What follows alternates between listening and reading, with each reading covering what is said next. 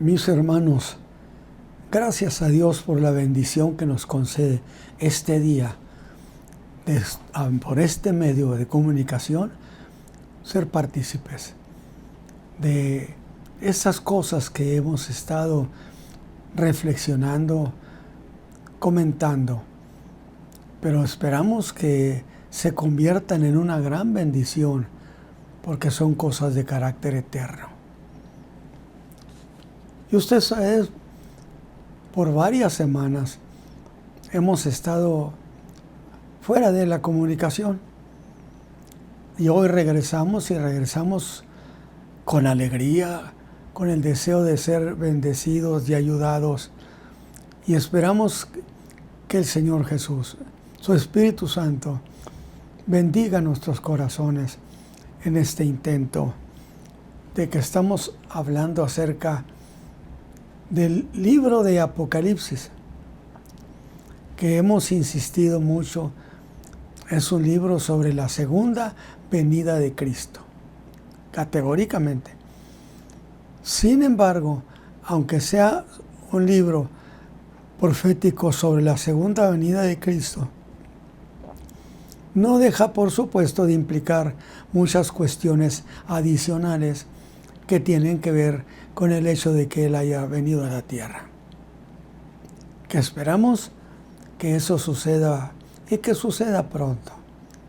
Con el deseo en nuestro corazón se cumpla aquella enseñanza que el Señor Jesús dio a sus discípulos. Padre nuestro que estás en los cielos, santificado sea tu nombre. Y luego, venga a nosotros tu reino y hágase tu voluntad en la tierra, así como se hace en el cielo.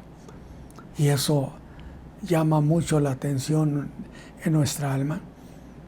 Que se haga la voluntad de Dios en la tierra, así como se hace en el cielo. Y eso es para pensar la manera en que Dios es obedecido allá en los cielos eternos. Bueno, de hecho, tenemos varias semanas en que no hemos participado y hemos quedado al margen de estas grandes lecciones que no podemos olvidarlas ni pasarlas por alto. No, porque son cosas para ponerlas en el corazón, ponerlas en el alma. Y yo espero que así suceda con nosotros en esta enseñanza. Y una de las cuestiones que hice ver es la siguiente. Es cierto que a partir en el capítulo 19 entramos a las bodas del Cordero. Sin embargo, los primeros 5 versículos estamos diciendo que son una introducción y que voy a leerla precisamente en carácter de introducción. Que Juan dice, ¿verdad?, que fueron visiones maravillosas, por cierto. Así que voy a leerlas tranquilamente con la bendición de Dios en nuestro corazón. Dice el apóstol Juan, o escribe: después de estas cosas oí una gran voz de gran compañía. Usted puede imaginarse quién era esa gran compañía. Indiscutiblemente era la iglesia, los redimidos, que ya estábamos en el cielo con Cristo.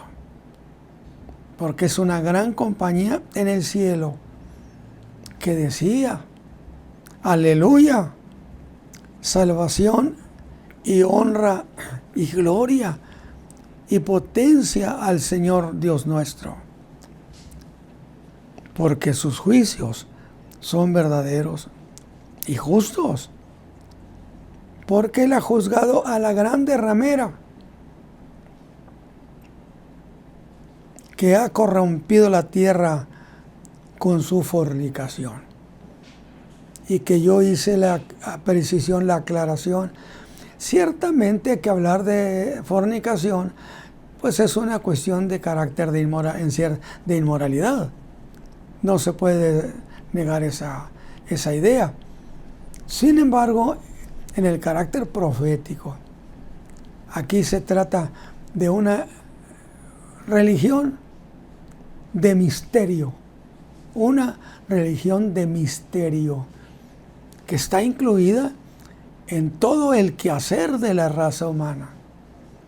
Reyes, príncipes, moradores de la tierra. Hay una diversidad tan grande de grupos, pero que todos ellos están subordinados o sujetos precisamente a esa palabra fornicación en los términos en que la profecía aquí en el capítulo 19 nos la entrega, para que no la subordinemos estrictamente a una cuestión de inmoralidad, estrictamente, sino a una cuestión de un misterio que practica o se ha practicado en los diversos grupos de la raza humana, particularmente grupos de poder. Dice, y ha vengado la sangre de sus siervos de la mano de ella. Y yo hice otra precisión aquí también, que es muy importante. Habla de que nos juzgó por los crímenes cometidos contra los justos, pero que también lo hizo con aquellos que eran mártires. Usted dice, ¿cuál es la diferencia? Muy bonito detalle, extraordinario. Es decir, Abel él fue el justo, que no fue ejecutado por crimen alguno. Simple y sencillamente por un problema que su hermano Abel tenía contra él. Sí, pero hace muchos miles de años. Nada más que hay un problema que queda establecido a través de la Escritura y a través de un sistema legal bíblico. No, ningún caso, escúcheme mi hermano, ningún caso es un caso sobreseído. Es decir, puede ser que eso sucedió hace 5,000, 6,000 años. Ciertamente, pero no es un caso sobreseído, olvidado, del que ya no hay que esperarlo. No hay un solo juicio, no hay una sola cosa que no ha de ser juzgada. Y el Señor le dijo a Caín, ¿dónde está tu hermano? Porque la sangre de él clama a mí desde la tierra. Y eso a mí me llamó la atención hace muchos años. ¿En qué forma la sangre clamó? ¿Y cómo era ese clamar dentro de la ingeniería divina? Que hace posible que esa sangre derramada en la tierra tenga un mensaje y un clamor a Dios. A grado tal que el Señor Jesús habló en Jerusalén y lo dijo, que iban a ser juzgados desde la sangre de Abel el justo. Y no solamente de la sangre de Abel el justo, sino también de los mártires del Señor. Porque no todos los que murieron por un acto de injusticia llegaron a ser mártires. Pero muchos de ellos fueron mártires de Cristo. Entonces son dos cosas distintas, porque no habrá ninguna cosa que haya sido hecho en la tierra que no ha de ser juzgada. Qué interesante cuestión, hermano. Lo que quiere decir, no hay escapatoria lo que el hombre haya cometido y hecho será juzgado. Y seguimos. Y ha vengado la sangre de sus siervos de la mano de ella. Versículo 1 al 2. Y otra vez dijeron, ¿quién? Esa gran compañía que estaba en el cielo, que estaban cantando, que estaban alegres. Pues ¿cómo no iban a estar alegres? Si habían sido levantados, porque son la iglesia de Jesucristo. Y otra vez dijeron, aleluya. Y el humo subió para siempre jamás. Y los 24 ancianos y los 4 querubines se postraron en tierra. ¿Y por qué digo querubines? Porque en realidad la Escritura sí nos autoriza a decir que frente al trono de Dios siempre estaban presentes estos seres angelicales. Y entonces yo con toda confianza digo, y los 4 querubines se postraron en tierra y adoraron a Dios que estaba sentado sobre el trono. Se postraron en tierra, que no era una reunión en el cielo.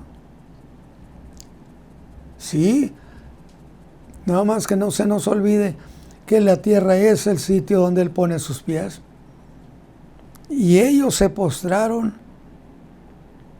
en tierra y adoraron a Dios que estaba sentado sobre el trono, diciendo, amén. O sea, así se ha hecho. Aleluya. Y salió una voz del trono que decía, load a nuestro Dios todos sus siervos, y los que teméis, así pequeños como grandes. Imagínense la cantidad, porque dice que allí había pequeños y grandes. Y no se los estorbéis, dijo el Señor Jesús a los niños, porque de ellos es el reino de los cielos. Que venimos encontrando esa coincidencia preciosa. Y entonces hasta ahí llega esos 5 versículos que tienen que ver con la introducción que las bodas del Cordero del capítulo 19 han de tener. Y entonces aquí hago una aclaración. Mis hermanos, a partir de los versículos, de los capítulos 17 y 18, capítulos que por cierto ya los hemos explorado en alguna ocasión. Normalmente quedan las inquietudes de lo que usted ha leído, de lo que yo le he dicho, de lo que he enseñado. No dejan de haber inquietudes. ¿Y aquí cuál sería la inquietud? Bueno, yo he mencionado y he enseñado que en el capítulo 17 se habla de una ciudad que fue incendiada, que fue aniquilada, la ciudad del capítulo 17, que es la ciudad de la ramera, de la grande ramera. De tal manera que yo la anoto y digo, ciudad número 1, esa es la gran ramera, que fue destruida su ciudad en la cual ella vivía. Porque no se trata de pensar que es a la mujer ramera a la cual se le está quemando, incendiando. Definitivamente no. Es la ciudad que ella representa. Es decir, ella ciertamente es una líder religiosa, pero que representa multitudes que el mismo ángel le dijo, esta mujer representa multitudes, muchedumbres, naciones, lenguas, naciones, lenguas. O sea, en realidad, esto es muy interesante porque yo hice también alguna aclaración sobre eso. Y estamos retocando estos detalles. Digo porque conviene traerlos a memoria después de que ya lo dejamos abandonado por un tiempecito, pues decirle, a ver, vamos a traernos a este pasaje para ver qué nos puede dar. Se trata, fíjese bien, entonces yo enseñé y dije, en el capítulo 17, definitivamente tenemos a una ciudad. ¿Por qué viene a colación eso de que esa es una ciudad? Bueno, porque esto se narra desde versículos muy anteriores. Cuando dice que vio Juan que venía una bestia, 7 cabezas, 10 cuernos, que desde luego inmediatamente pensamos en el anticristo, y que tenía 7 cabezas y 10 cuernos. Luego, pero lo siguiente, ella venía montada sobre la bestia, venía montada sobre el anticristo. Entonces eso trae a colación una cuestión. Pues qué tan poderosa era esta mujer que se hizo socia del anticristo y se montó sobre ese gobierno, porque no estamos hablando específicamente de esa mujer en esos términos. Estamos diciendo, esa mujer representa una ciudad. La bestia representa un gobierno satánico sobre la tierra. Yo creo que eso está claro. Y me interesa que usted lo asimile. Porque el otro modo no tiene razón ni sentido la enseñanza. Venía montada sobre la bestia. Es decir, venía en una sociedad con el gobierno del anticristo. Con el gobierno del anticristo. Y eso nos llevó a preguntar, pues, ¿cuánto poder representaba esa mujer que tomó esa posición encima del gobierno del anticristo? Encima, puesto que venía montado en ella. Y ahí entonces entramos a cuestiones muy preciosas, muy interesantes. ¿Cuál sería? Bueno, quiere decir que había una comunión, si se vale la palabra así, tener algo en común entre la bestia, que es el anticristo, y la ramera. Sin embargo, yo dije lo siguiente, ella entró en conflicto con el anticristo, con la bestia. ¿En qué sentido iba a entrar en conflicto? ¿O por qué decir iba a entrar o entró en conflicto? ¿Por qué? Bueno, eso prácticamente nos lo define el apóstol Pablo en su carta a los tesalonicenses, segunda carta,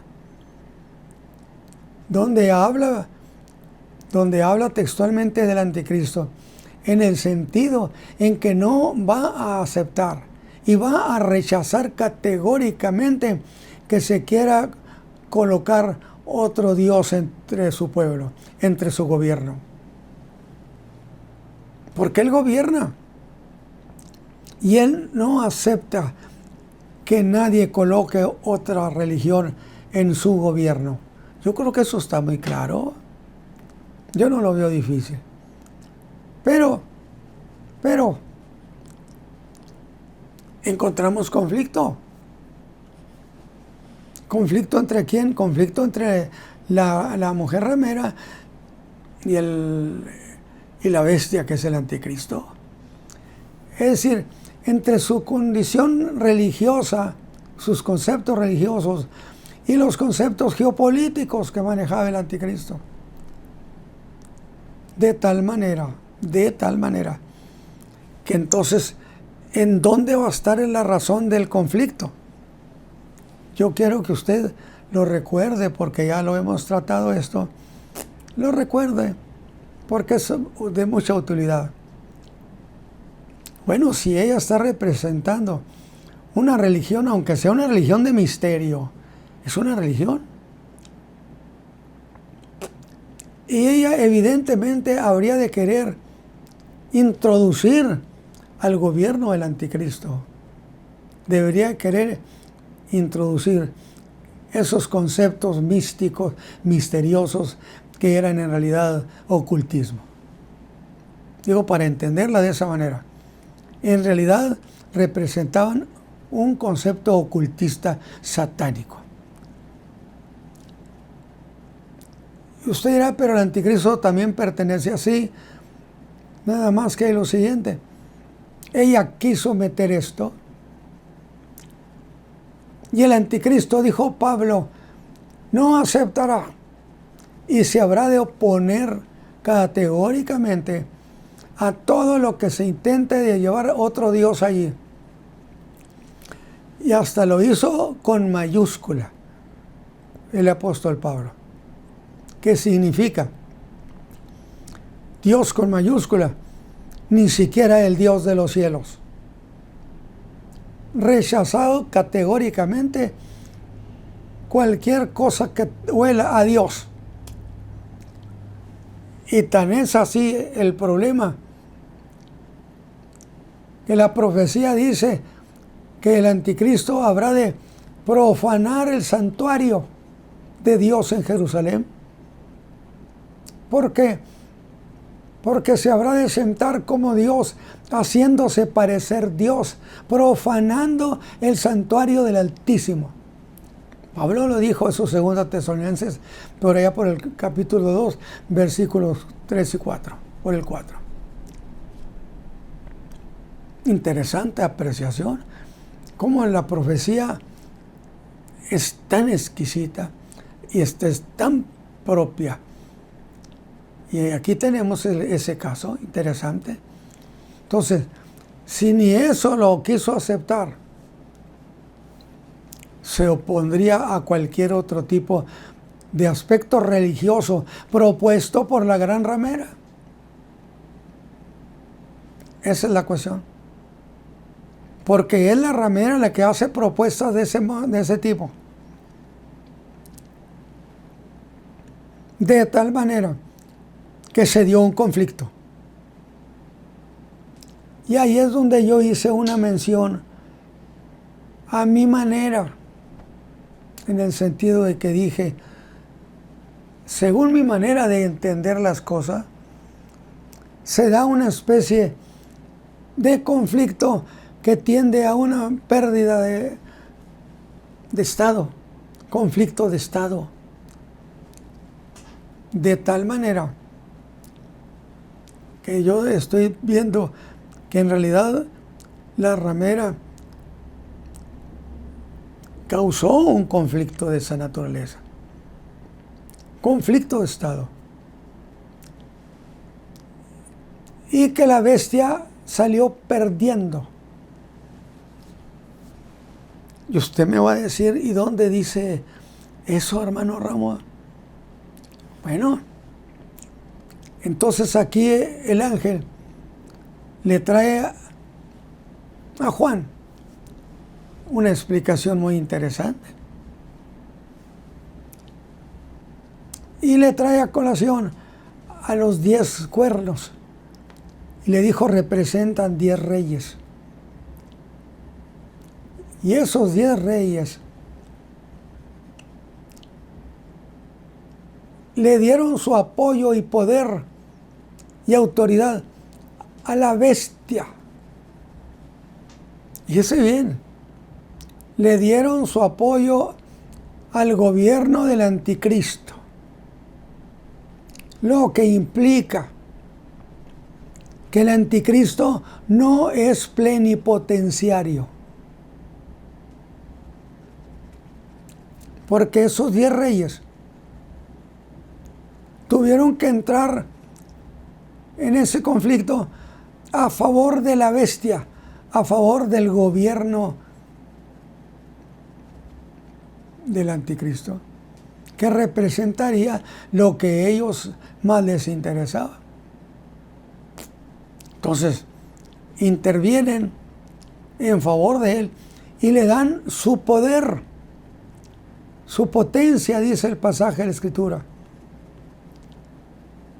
Y ya cuando usted está viendo que esos 10 le dan su autoridad, su poder, su potencia al gobierno del anticristo, usted llega a la misma conclusión, que el anticristo no era plenipotenciario. Pero entraron esos 10. ¿En carácter de qué? Bueno, la Escritura solamente dice que intervinieron para ayudar al gobierno del anticristo, que a eso entraron. Pero eso me causa la idea de una oligarquía, donde es un grupo pequeño, pero que es el que se encarga de normar la opinión de quién va a gobernar. Y el mismo pasaje de Apocalipsis 17 dice categóricamente, y estos tienen un consejo. Y estos tienen un consejo. Y si ya tenían un consejo, entraron en consejo. Y los 10 estuvieron de acuerdo en apoyar al gobierno del anticristo y no a la religión. Interesante. Ellos dictaminaron que les convenía apoyar al gobierno y no a una religión. Es mi manera de decirlo. Y en ese apoyo que le dieron al gobierno del anticristo, lo restablecieron o lo restauraron. Porque si se había pensado que el gobierno del anticristo no tiene enfrente ningún fracaso, pues vuélvalo a leer ese pasaje del capítulo 17 de Apocalipsis y léalo con tranquilidad, léalo sabrosamente y disfrútelo. Pero eso nos da otra versión muy interesante. Es decir, yo dije, pues qué tanto poder tenía la ramera que se asoció con el gobierno del anticristo. ¿Qué tanto poder representaba ella, la ramera o la gran ramera, que le causó este problema al gobierno del anticristo? Porque así tenemos que verlo. Él está gobernando y se le causó este problema. Pero esos 10 del consejo, que el capítulo 17 dice, y estos tienen un consejo. ¿Quiénes son estos? Los 10 reyes, que vienen siendo los 10 cuernos de la profecía de Apocalipsis 17.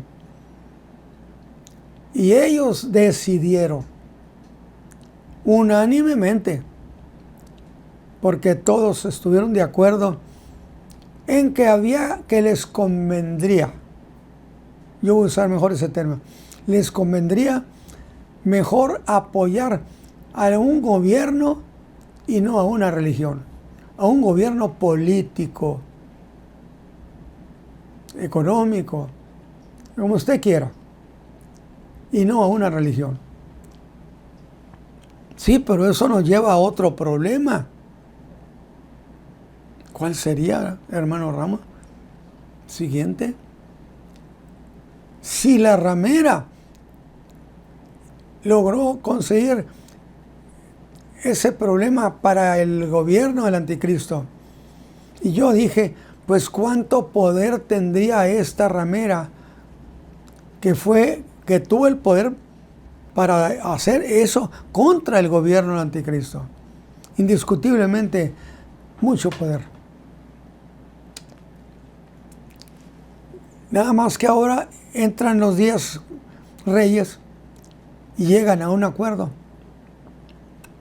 Vamos a darle el apoyo al gobierno, a un gobierno político, lo que quiera, más no a un gobierno eclesiástico. No sé si usted lo piense así como yo. Pero entonces también eso nos trae a otro problema. Muy interesante. Y dice que entraron en conflicto con la ramera y la aborrecieron. O sea, hubo verdadero conflicto, distinto incluso que hasta el gobierno que tuvieron con el anticristo. Dice, la aborrecieron. ¿Por qué? No sé lo que le diga la escritura, pero lo aborrecieron. Y en ese aborrecimiento decidieron incendiar la ciudad. Cuando se dice quemaron a la ramera, no está hablando propiamente de la mujer que practicaba esa posición de gran promotora del ocultismo. No. Estamos hablando que la ciudad que fue incendiada por esos 10. Y entonces tenemos que volver a decir, pues, ¿qué tanto poder tenían esos 10 que le hicieron eso a la ramera? Pues indiscutiblemente representaban un gran poderío, los 10. Si la ramera representaba poderío y le hizo al gobierno del anticristo lo que le hizo, ¿cuánto más entonces poderío tendría esos 10 que entraron en conflicto, indiscutiblemente conociendo y sabiendo del poder que tenía la ramera? Pero entonces significaría que esos 10 sin duda tendrían un gran poderío y decidieron acabar con ella. ¿Con quién? ¿Con la mujer? No, con la ciudad que ella representaba, porque de eso está hablando la profecía. 7 colinas, sí, representa 7 montes en las que se asentó la ciudad. 7 cabezas, 7 imperios. Y estaban en ese momento en el imperio de Roma, imperio romano. Entonces,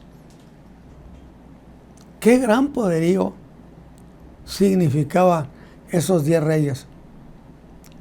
¿Quién era? No sé.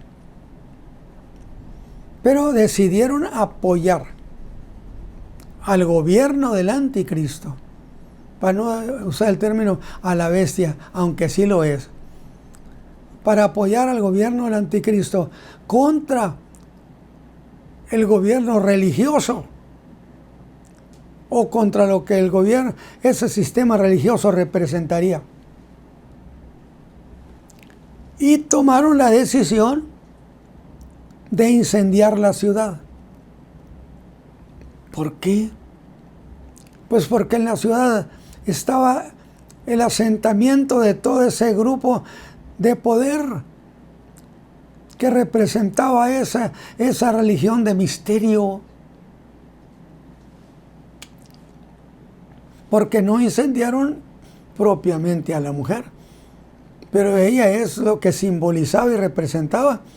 Y entonces es legítimo verla en el sentido de que incendiaron, destruyeron a esa mujer. Pero incendiaron a la ciudad donde se había asentado la ciudad de esa mujer ramera satánica. Es interesante pensar muy bien en esto. Y por eso dije que ya en el capítulo 17, pues yo estoy pensando en una ciudad que fue destruida. En el capítulo 17 fue destruida en ese incendio. ¿Quiénes la quemaron? Esos 10 reyes. Imagínense también el poderío. Era una lucha de poderes. Pero, fíjense lo que digo. Capítulo 17 y 18, que ya los hemos explorado, normalmente queda una inquietud. De la ciudad del capítulo 17 no tenemos duda.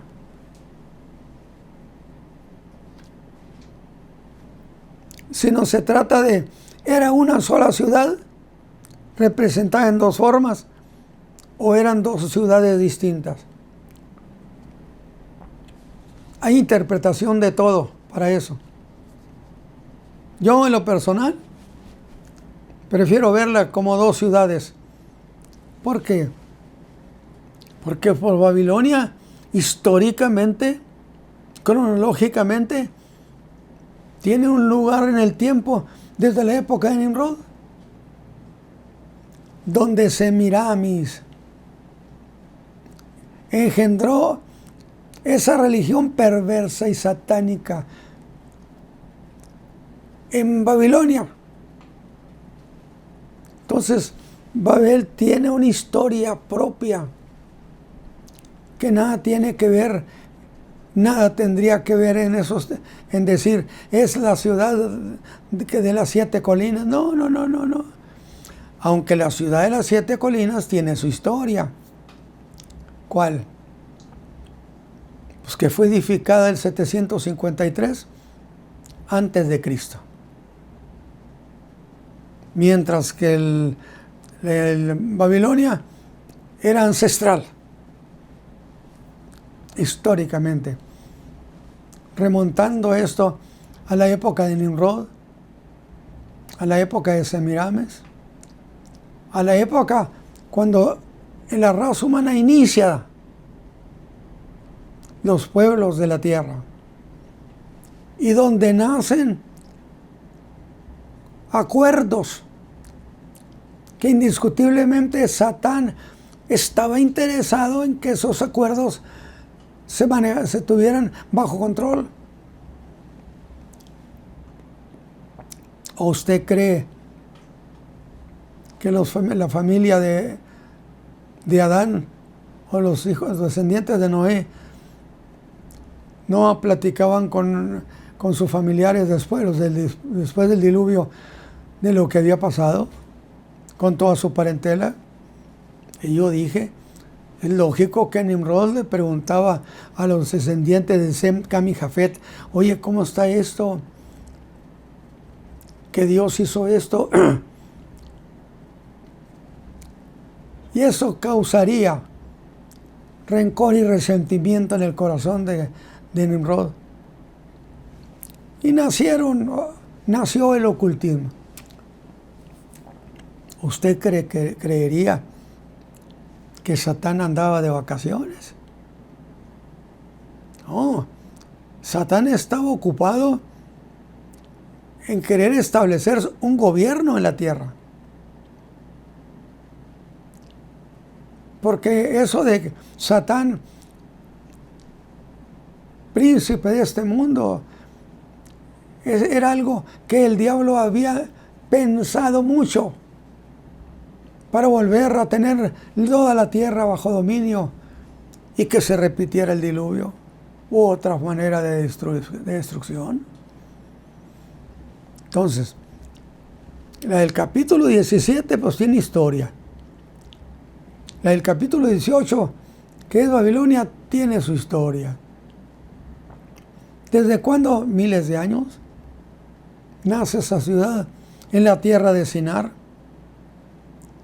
Y por allí, por medio de la ciudad, pasaba un río, el Éufrates. Qué interesante. Que tiene importancia. Porque dice que cuando fue destruida la ciudad esa de Babilonia, los mercaderes quedaron lejos con sus barcos. Y yo digo, con sus barcos. Cosas como esas que le estoy diciendo, que no quiero causarle más conflicto de estar pensando, ¿cómo acaso el río Éufrates era el área de barcos de gran escala o gran calada? Pues cuando Alejandro el Grande fue a perseguir al Medo-Persa, está consignada allí que tenía 60 metros de ancho y 30 de profundidad. ¿Cómo iba a meter esos barcos allí? Dejemos eso. Lo importante es cuánto. Son dos ciudades o una sola ciudad, pero que tiene mucho parecido. Porque la ramera tenía nexos con los reyes de la tierra, con los mercaderes de la tierra, pero también lo hacía la de acá de Babilonia. Entonces, tienen un parecido, parecen gemelas. ¿Quién? Roma, construida en 753 a.C., y Babilonia, con la fecha que usted quiera ponerle a ese tiempo. Qué interesante. En el cual nació un proyecto satánico, tutelado por Semiramis, la esposa de Nimrod. Y mencionan a varias ciudades que tenían desde luego bajo control.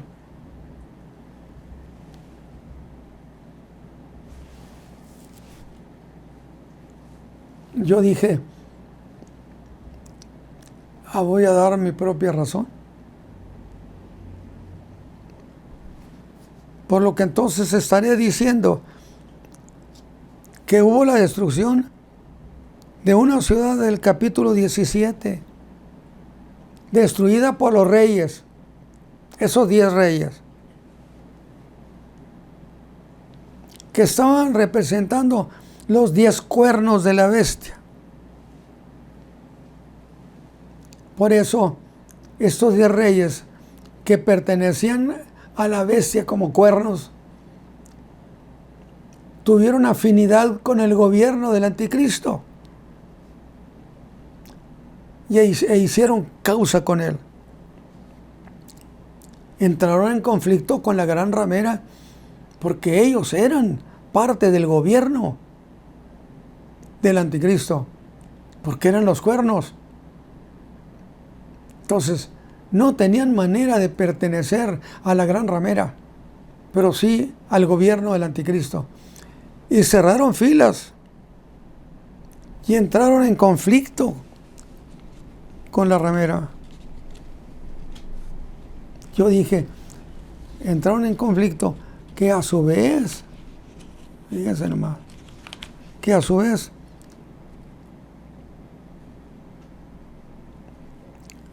con la bestia o con el anticristo, que en ese conflicto los reyes hicieron causa con la bestia. Nada más que hice una aclaración. ¿Por qué? ¿Por qué esos 10 reyes hicieron causa con el gobierno del anticristo y no con las propuestas de la gran ramera? ¿Por qué? Bueno, porque si vamos a la figura de la misma profecía, encontramos que esos 10 cuernos le pertenecían al gobierno del anticristo, al gobierno de la bestia. Entonces, ¿qué tiene de raro que hayan hecho comunión con el gobierno del anticristo, puesto que ellos representaban los 10 cuernos que tenía la bestia? A mí se me hace muy interesante. No sé usted qué diga.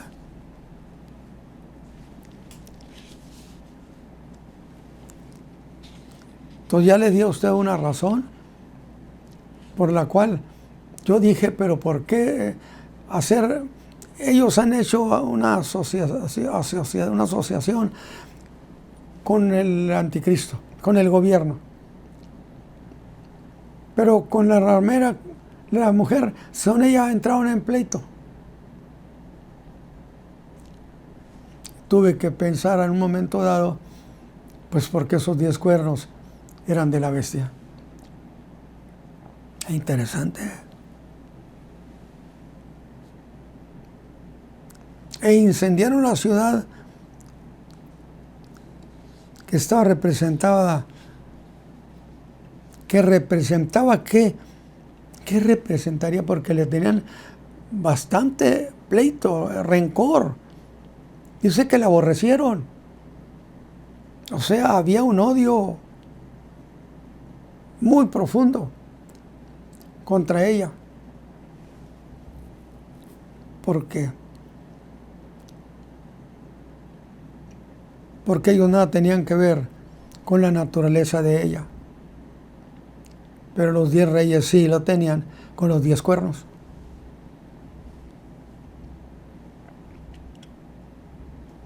Pero al destruir la ciudad, están destruyendo la sede, la capital.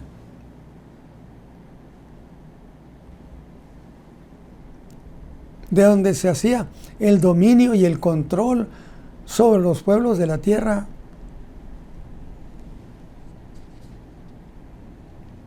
Mientras que la del capítulo 18, fíjense bien, la del capítulo 17 fue destruida por los 10 reyes.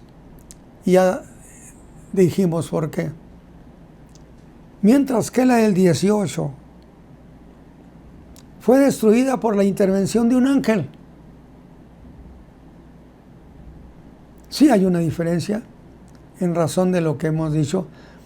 Sin embargo, no lo estoy convirtiendo en un asunto que no pueda ser demostrable de otra manera. Pero los he oído a los enseñadores, muy buenos por cierto.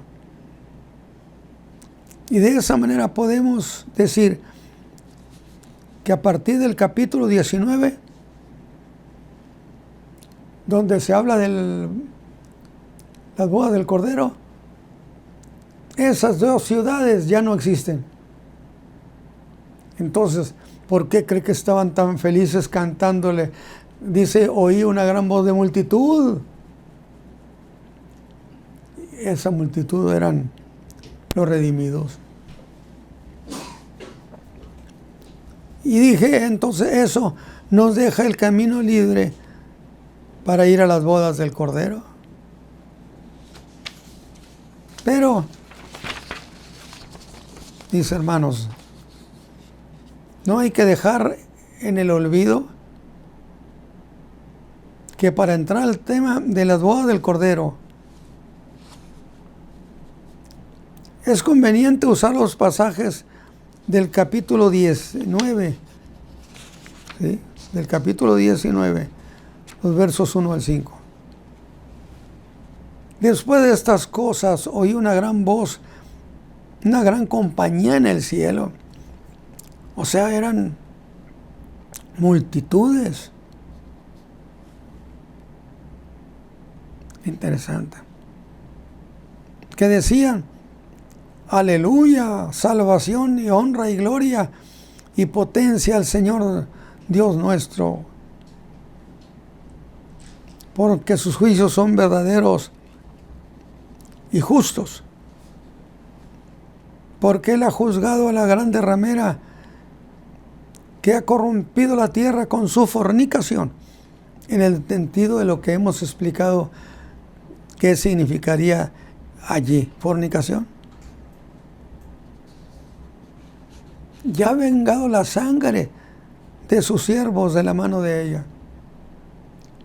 Y entonces yo decía en alguna ocasión, algún mensaje, yo decía, ¿cómo es posible que la tierra expulse sangre de la que fue derramada allí y que sirva de testimonio a Dios que está juzgando las cosas?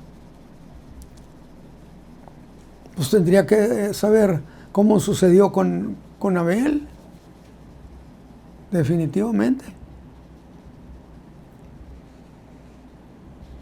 Y vengó la sangre de ellos. Y otra vez dijeron aleluya. Y su humo salió para siempre jamás. Y los 24 ancianos y los 4 querubines se postraron en tierra. Y adoraron a Dios que estaba sentado sobre el trono. Pues la tierra es el estrado de sus pies. Diciendo amén, aleluya. Y salió una voz del trono que decía, load a nuestro Dios, todos sus siervos y los que le teméis, así que pequeños como grandes. Yo decía, qué interesante, me llamó la atención. Y me llamó la atención y me acordé de lo que dijo el Señor Jesús. A los niños no les estorben, déjenlos venir, de ellos es el reino de los cielos. Y ahora que está aquí la profecía, pues estoy viéndolos muy contentos. Y los que así pequeños como grandes. Y recordar las cosas que sucedieron antes que viniera la boda del Cordero. Estamos diciendo, miren las cosas que suceden. En los primeros versículos 1 al 5 están sucediendo todas estas cosas. En primer lugar, fue la destrucción de la ramera.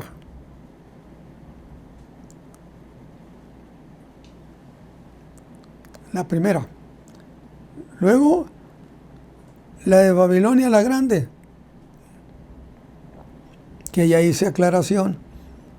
¿Cómo puedo entender eso? En segunda cuestión que se da, se tiene que dar el arrebatamiento de la iglesia. Porque esos que están cantando allí habían sido parte de los redimidos, la iglesia rescatada. El arrebatamiento de la iglesia. Habiéndose cumplido las 2 señales. A ver, qué interesante. Es decir, habiéndose cumplido las 2 señales. ¿Cuáles 2 señales? Déjeme recordárselas. Pablo es el que aquí interviene. Porque a veces pensamos que los profetas son otros. No, Pablo interviene en cuestiones muy categóricas.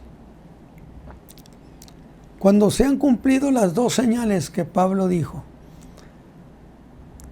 en 2 a los Tesalonicenses, capítulo 2, versículo 3 al 4.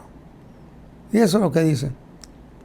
Habiéndose cumplido las 2 señales que se tienen que dar como evidencia de que la iglesia está cercana a ser arrebatada. Que el apóstol dijo en su carta a los tesalonicenses, se las voy a leer.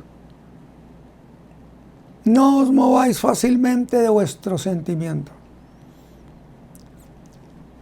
Bien dijo el Señor, en los últimos días habrá una avalancha de profetas, de enseñadores mentirosos. Que no os mováis fácilmente de vuestro sentimiento, ni os conturbéis, ni por espíritu, ni por palabra, ni por carta como nuestra. Ya habían llegado cartas supuestamente a Tesalónica de que eran cartas del apóstol Pablo, donde el Señor le había revelado. Dijo: nadie se mueva. No se engañe a nadie en ninguna manera, porque no vendrá. ¿Quién? El Señor no vendrá sin que antes venga la apostasía, número 1. Y luego enfatiza: en ninguna manera que nadie los engañe. Y luego otra vez: en ninguna manera. Cuente lo que les cuente. 1, que tiene que manifestarse la apostasía a la iglesia. Y 2, que tiene que darse la manifestación del hombre de pecado. Donde manifestación ha de entenderse como el acto de hacerse público, manifestarse, darse a conocer.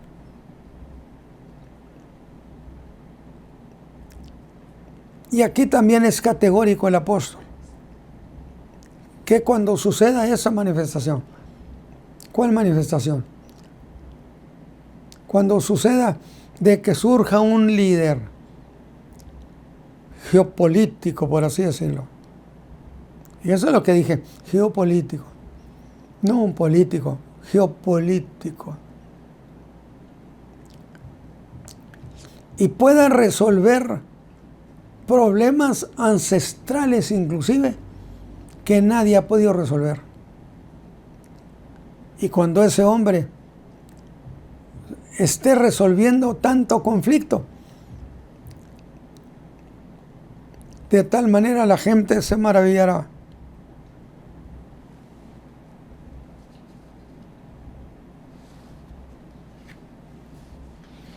Esa es entonces la segunda señal. Quiero preguntarles de nuevo. Es la segunda señal. La primera es la apostasía, que ya la tenemos encima. Número 2, ¿cuál será? La manifestación del hombre de pecado. Cuando haya un hombre que se manifieste públicamente, resolviendo conflictos y con una inteligencia increíble, que se maraville la gente de la tierra y lleguen a decir: este hombre es el hombre de Dios. Dijo el Señor: y engañarán, si es posible, aún hasta los escogidos. Y alguien me dijo: mire, ahí está en la iglesia. Le dije: no, ¿qué acaso la iglesia es la única escogida? Los hijos de Israel son escogidos. Y si es posible engañarlo, aún a los escogidos. Pero se da otro acontecimiento. Antes de las bodas del Cordero es el juicio de la iglesia. Yo espero que ya hayamos casi terminado. No sé qué tiempo tenga, definitivamente. Y se da el juicio de la iglesia. El juicio oficial de la iglesia. Grábeselo, mi hermano. Apocalipsis 12, 10 a 13. Y oí una grande voz en el cielo que decía: ahora ha venido la salvación y la virtud y el reino de nuestro Dios y el poder de su Cristo. Porque, escuche, el acusador de nuestros hermanos ha sido arrojado. Pues ¿dónde andaba? Pues andaba en el cielo. Ha sido arrojado, al cual acusaba a los hermanos día y noche. Y ellos le han vencido por la sangre del Cordero y por la palabra de su testimonio. Y no han amado sus vidas sino hasta la muerte. Por lo cual alegraos cielos, y los que moráis en ellos. Ay de los moradores de la tierra y del mar. Pues que también la tierra y el mar sufrió. Aquí dice que cuando el diablo supo que le quedaba poco tiempo, porque el diablo ha descendido a vosotros, teniendo grande ira, sabiendo que tiene poco tiempo. Y yo dije algo, sabiendo que tiene poco tiempo. ¿Y él cómo lo sabe? Si el único que tiene el conocimiento ese es Dios. Evidentemente quiere decir que si el diablo llegó a saber eso, es porque Dios se lo hizo saber. Queda poco tiempo. Y el diablo descendió con grande ira, sabiendo que tiene poco tiempo. Mire, y cuando vio el dragón, que lo habían arrojado a la tierra. A ver, cuando vio el dragón que lo habían arrojado, ¿era necesario que viera? A mí me interesa mucho ese detalle. Cuando vio el dragón, apenas se enteró de que los habían aventado a la tierra, que había sido arrojado a la tierra, persiguió a la mujer que había dado a luz al hijo varón. Hasta ahí vamos a llegar el día de hoy. Esa es la introducción para el capítulo 19 que les mencionaba yo. Y hemos repetido varias cosas que son tan interesantes. Pero aquí en ese momento, escúchenme, en ese momento, cuando el diablo viene a perseguir a la mujer, al pueblo que nos dio a ese hijo, que es Cristo, vino a perseguirla. Y entonces se da, en principio, la persecución contra el pueblo ese, como nunca jamás. Allí se cumple Daniel 12. Tiempo de angustia, le dijo al profeta. Tiempo de angustia cual nunca ha habido sobre la tierra. Sin embargo, tendrá ayuda. Lo arrojaron, la batalla en el cielo. Miguel arrojó a Satán a la tierra. Y ahora se viene Miguel a la tierra precisamente para apoyar a ese pueblo que nos dio al Hijo. Que el Señor les bendiga, mis hermanos. Y yo espero que usted haya disfrutado esto. Padre eterno, te ruego que nos bendigas con la palabra. Que nuestros corazones se llenen de alegría, porque viene ese tiempo muy pronto. Por Cristo Jesús. Amén.